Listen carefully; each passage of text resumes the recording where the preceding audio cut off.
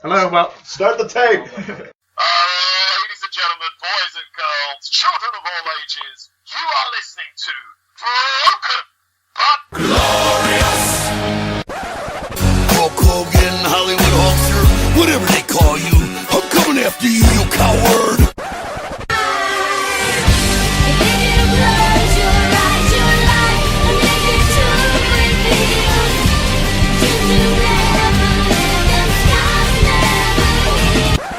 Delete! Delete! Delete! Delete! Delete! Delete! Delete! Delete! Delete! hello and welcome to Broken But Glorious. I'm Chris Lappin. I'm delighted to be joined by Eli Drake. There he is. This evening. What's going on, man? How are you enjoying Wrestling Media Con? It's cool. I dig it. Fans are all out in droves. I love it. And we got a good show ready to rock tonight. So You're against Joe Hendry. Yep. Excited for that match? Sure, he's going to make a little dumb video and we're going to have a good time. So That's a Coastal Lee song on my head for weeks. So the song kept playing on repeat. Was there a wrestler you wanted to mold your style around when you started wrestling? oh, man, there's a few. I couldn't really narrow it down to one. I think I did actually. Big drink of water. I mean, it would have been Austin Rock, a little bit of Hogan, just in little things. Jake the Snake. The Mount Rushmore of wrestling. What's that? The Mount Rushmore of wrestling. Yeah, I mean, like to me, it was always like I was always a fan of the main guys. Yeah. I mean, I don't know, front line guys. I don't know. I was never like, I don't know, name a I don't know who to pick, but like I was never like, oh fuck, Gangrel was my favorite of all time. And Gangrel's a cool guy. He's cool. Hi, Dave. But like I was never that guy. I liked The Rock. I liked Austin. I liked Flair. I liked Hogan. The only guy who I'd say is an exception is Jake the Snake because he was never really a main event guy.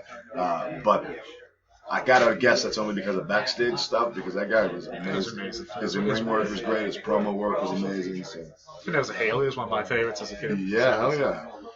How did you get into it? Was it friends or family? Or Watching it and get. Oh yeah, no, first my dad has watched wrestling since he was a kid, and his dad watched wrestling, and that whole side of the family. My mom hated it. She would always try to ridicule him as much as she could. Of course, they're not together anymore. What a surprise! So it was just growing up watching with my dad, and so my first memory I think I have of watching wrestling was they put me to bed, but I kind of snuck out and I was kind of hiding behind the couch. Nobody knew I was there. My family's still watching TV. Nikolai Volkov was on TV talking trash about Hulk Hogan. Well, I couldn't have that. And I said, you shut up, Nikolai. And then they came and got me and took me to bed. So. How did it come from like watching it to participating? Well, I mean, oh man, see, my brothers were 8-9 years older than me, so I was the baby. So I had the good fortune of being able to kind of hit them, and then they couldn't really do anything back to me without getting in a lot of trouble. So my oldest brother, we'd pretend we were different cartoon characters and put on wrestling matches and whatnot. I'd cry if he didn't let me win, and it just continued on from there. And then I got my first little foam championship belt when I was probably like 6 or 7. And the neighbors and I, the neighbors' kids, we'd wrestle and we'd have matches with the teddy bears and stuff like that. It was just something that continued in high school. I started making T-shirts with my face on it and carrying around the belts again. And a friend of mine had like the big WCW gold belt. Yeah. I was like, holy shit, that's amazing. Give me that thing. I borrowed that for like this show I had. I got a shirt custom made by a girl who makes like her own dresses and everything. Yeah. So now I was the Rick. It was like based on The Rock. Because before that, I was Stone Cold Sean Ricker. There was the Rick, all this stuff. So it was like I was taken from all these guys. So yeah, I mean, and my friends were all like, "Oh, you're totally gonna be a wrestler." I was like, "I'm not gonna be a wrestler. It's never gonna happen." And then once I got to college, I was like, I think I'm going to be a wrestler. Yeah. And so once college ended for me, unfortunately, actually, you know what? I say unfortunately early. It was fortunately early because I didn't have to pay so much money. All my friends are in debt, and I'm out of debt now. But yeah, once college ended for me, it was like, you know what? I'm going to make this happen. So I found a place in Cincinnati, Ohio, Heartland Wrestling. Signed up there, paid my $3,000 or whatever it was, and started training. Yeah, so take us back to your first match. Was it like? Oh man, what do you remember about it? Was it good in hindsight? Oh, it was so dumb. My first match was basically me coming out out in a bathrobe with like a group of other guys, but I came out late. Yeah. My whole thing, I guess, was I'm late to everything, always and forever. When I was at the WWE Performance Center, I think I got the most fines of all time for being late to everything. Norman Smiley used to joke that I financed one of the rings because of how much I was late. You didn't ask if this was a finance interview. Yeah, right. So here we are. I'm talking finance 101 over here. But no, so my very first match was like I ended up in this group called the Black Militia because there was a guy named Patrick Black who was like he was like the GM or whatever of that company, whatever. But he ended up going heel, whatever, and these other two trainees who had just started wrestling started, and I was kind of late. I was kind of new. Yeah. But they kind of plugged me in just because I had a body and personality. I could kind of talk a little bit. But anyway, so they had me come out like a goof and just kind of come in late, like nobody would notice me in my white bathrobe. And it just ended up with me, like, I think I got, like, knocked down, knocked out of my bathrobe, some of my underwear, and then I, like, tapped out from some submission. So it was something real dumb. I think my next match after that was like a 6-man where they were able to protect me pretty well. So I don't think I had my first singles. I think my first singles match was probably like Rory Fox, maybe like 3 months in. Actually, it went pretty well. Wow. So what? It was nerve-wracking, but it was good. Yo, everybody in the UK, it's your boy Suge D. I'm coming at you live in living color, surround sound, letting you know that there hasn't been this much mayhem since the Boston Tea Party, and I'm just letting you know that you're listening to Broken But Glorious. So if you could change anything about the indie scene at the moment, what would you change? About the indie scene? Oh, man, you know, the wrestling business is so different to me. There's so much I'd change. Well, sorry, I need a big drink of water because I'm about to talk a lot.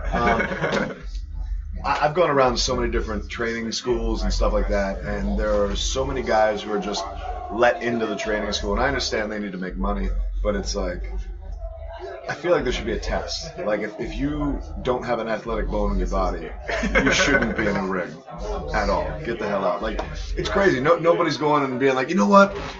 I'm going to go be an NBA player, and they've never played a day of basketball. It's crazy. Pay $3,000 you can go into it. Yeah, and it's crazy. I feel like it's a level of disrespect for the wrestling business that people with no coordination are just like, you know what, I'm going to go do this. And so what ends up happening is some of them end up making it through, and now we have like this whole business is riddled with these tiny guys, and nobody really looks like an athlete. Nobody looks like they could kick the ass of half the guys in the crowd, which is weird to me because I grew up with like big, like wrestlers who look like they'd rip your arms off and beat you with it. And that's I kind of miss that. What's up, Ed? I kind of miss that about the business. Now, again, it's probably healthier that everybody's not, roided out of their minds and, gigantic and whatnot. But at the same time, it's like, look like an athlete, be coordinated, and if you don't, then why am I to believe that you're going to do shit? Aside from that, it's a lot of flippy floppy stuff that I don't care for. I know everybody loves it. I had fucking 10 super kicks to the head. How's that motherfucker get up? I'm sorry, can I even swear? I don't know. But I mean, if I'm getting kicked in the head 10 times, I should not realistically get up. Yeah. Just saying. It's killed the move, hasn't it? It's just what a day, one super kick. For real, that should be it. Like, that's realistic. Yeah. Like, I don't know if we're becoming superheroes in the minds of some people. I don't know. But anyway, beyond that, with all that's happening, nobody's focusing on characters, I don't feel like, to any great degree. Everybody's trying to get their cool moves in and this, that, but people are going to remember that stuff. They're going to remember, like, okay, fine, you'll remember Mick Foley falling off the top of the cage into an announcer table, but if somebody does a 450, whatever the hell, it's like, oh, that was great. What was that guy's name again? Because they didn't give me a reason to care about that guy. They didn't give me a reason they didn't tell me who that guy was. And I think that's one of the things that's missing. I think, again, we're getting very niche in our fandom as far as wrestling's concerned. Independent wrestling's getting a boom. Yeah. And the reason independent wrestling's getting a boom is because, again, you have that niche, and that niche is reacting to that. But if you want to grow your audience, the average person who doesn't watch wrestling that often is going to be drawn in by characters and stories. They're not going to be drawn in by somebody doing a shooting star. Yeah. It's cool. They'll be like, oh, wow, that was neat. Okay. But who is that guy? What's his story? Well, just had all in, and they had a match for everybody on that show, didn't they? So a women's match, and you had a comedy match, and you had Yeah. a hardcore match, and you had Sure. so it's kind of thing they need to have on a show, and they're all characters. A little bit of something for everybody. Yeah. I guess that's a bit of the social media though, getting a retweet off a quick, 10-second video. It's Yeah. like, oh my god, I saw that. Like you said, Yeah. like, It's just I don't know. The business is just so goofy now. I hate it and I love it at the same time. But So before you want to go, do you want to promote your social media? sure. You can follow me at the Eli Drake on both Instagram and Twitter. Of course, prowrestlingtees.com/Eli Drake. You can get all kinds of stuff there. Shop Impact has some delightful Eli Drake merchandise as well. The Eli Drake dummy button is on your iPhone and Android. Yeah. Am I missing anything? No, I think that's it. I'll find it and put it in the description. Right. So good luck with your match against Joe Hendry. Appreciate that. Thank you, guys. you don't feel like telling us who them wrestlers are who aren't very, who haven't got an athletic bone. Well, I mean, yeah, I'm going to let them know. All right. Thanks, guys.